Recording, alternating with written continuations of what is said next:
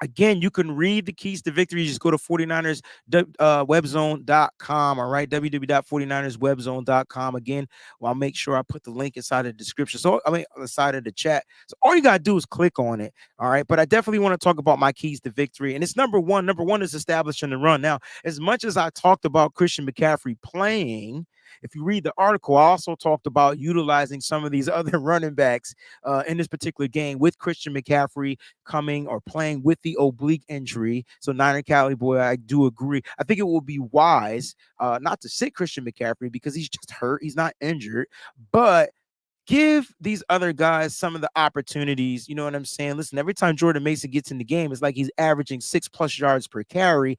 He's giving you a nice burst, whether it's up the middle. We're trying to get him to be that outside runner. He's just not there yet. So don't utilize him like that. Maybe lose Elijah Mitchell to the outside, use Jordan Mason on the inside. Just keep it, changing up. And then when you put McCaffrey back in there, you'll have the defense kind of like backed up just a little bit to where he can kind of get through, get an explosive play. Because Christian McCaffrey is always, if you look at him, whenever he runs the ball, he's always getting the ball and he's going forward, unless they run blitz and they just have guys already in the backfield.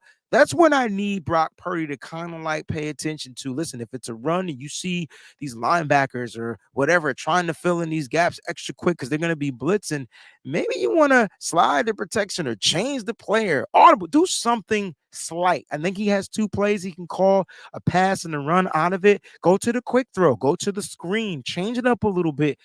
Confuse them. And I think as Brock gets, a little bit more well-versed and comfortable, I think you'll see that. But sometimes when these running backs get blown up in the backfield, we've seen it a lot. It's because of the defense trying to confuse the offense. Now, I will say this. I don't give what that happens. I don't care if we get 5 times in the backfield.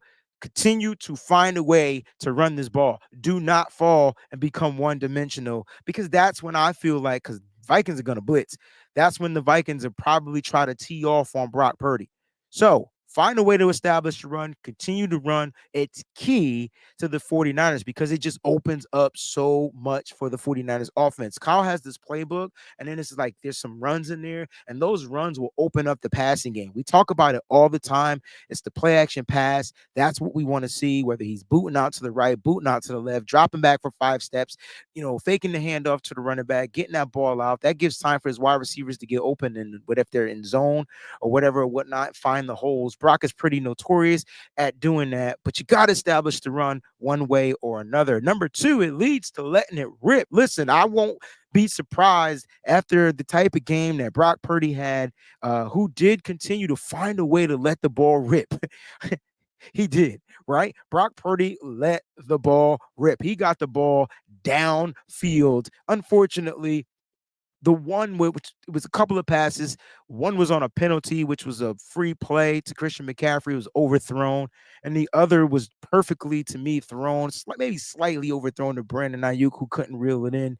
But Brock has to continue to find ways to let it rip. I think they do this because they're going to establish the run. And Brock's going to test that secondary. The secondary isn't good.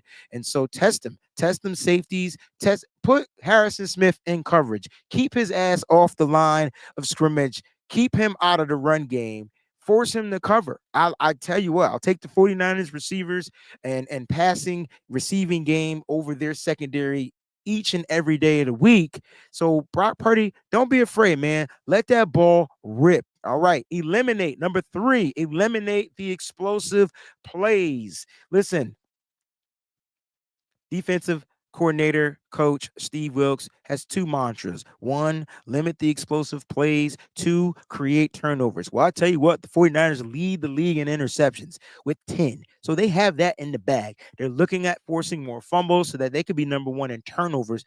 But they do give up explosive plays. Now, these explosive plays don't necessarily go for touchdowns, but they still go for points, whether it's 3, whether it's 6. They got to eliminate those explosive plays. The Niners find themselves themselves giving up at least 2 in the air per game and at least a couple on the ground. Now, I think with Dre Greenlaw being back, it will eliminate the run explosive plays. Cleveland had too many.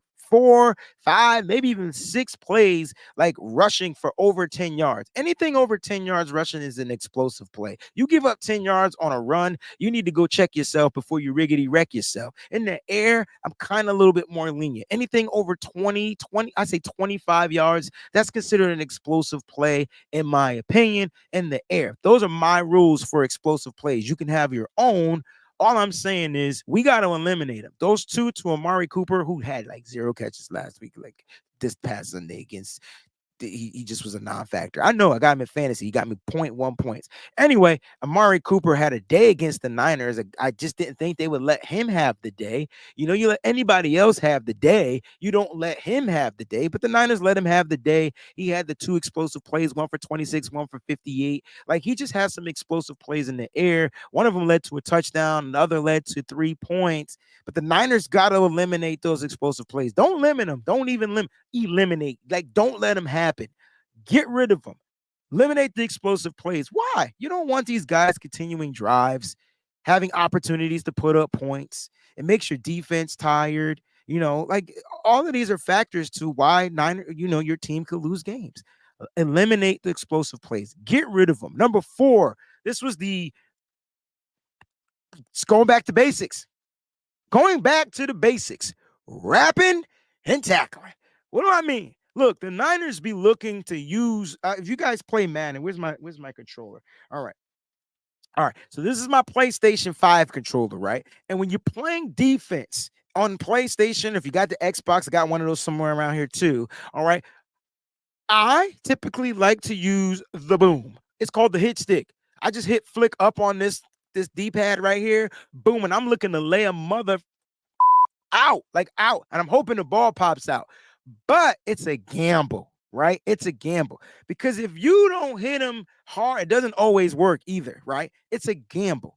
And so I felt like the 49ers were literally trying to lay the boom on some of those Cleveland Brown players. And they had 10 missed tackles last week against the Cleveland Browns simply because they didn't want to stick to the basics. They didn't want to wrap and they weren't tackling. I saw Tashawn Gibson on a 20 plus 20 yard run from Jerome Ford, try to hit him with the boom boom, with the shoulder boom. And Jerome just did the cool, good old Joe Montana football Sega Genesis spin. That's what I saw. He just was like, nope. And it was the Genesis spin because it wasn't no really crazy spin. It was just a nice little twirl around. You're not going to tackle me.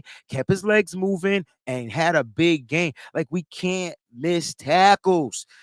You can't miss tackles. Again, Dre Greenlaw should be and better be playing this week because them 10 missed tackles was his 10 tackles. I can tell you right now, Dre Greenlaw would have had about 10 tackles in that game. And the thing I like about Dre Greenlaw, he going to lay the boom and he going to wrap a tackle at the same time. And you might get suplex, but hopefully that gets taken out of Dre Greenlaw's game because they starting to call the personal foul call on those plays all of a sudden. Now you can't DDT or power bomb or tombstone a player anymore. It's got to be straight, whatever. I thought they was trying to combine the WWE with the NFL, but clearly not when Dre Greenlaw plays. All right. So listen, wrap and tackle. The 49ers got to get back to their basics, get the wrapping in and the tackling back into their repertoire because you just don't want to give up a big play. Like, not wrapping and tackling leads to explosive plays. I don't know if you can see that there's continuity to these keys to victory. All right. But wrapping and tackling, and it leads to number 5, which, in my opinion, is the only reason the 49ers lost to the Cleveland Browns. They had 12. I don't care about Cleveland's 13. They had 12 penalties. 12. The 49ers are ranked damn near at the bottom and penalties, 29th. That's almost last. They gotta Stop getting so many penalties. I thought that the 49ers were a lot more disciplined. Maybe the coaching is too lackadaisical. There needs to be something. There needs to be a shift in the atmosphere, whether you're going to hold the captains accountable, the coaches accountable, because that's who that's on. Like these penalties, like the coaching, like, listen, stop.